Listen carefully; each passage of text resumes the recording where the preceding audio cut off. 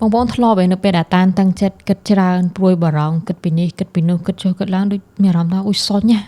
មើលទូរស័ព្ទបន្តិចសិន scroll Facebook អស់ TikTok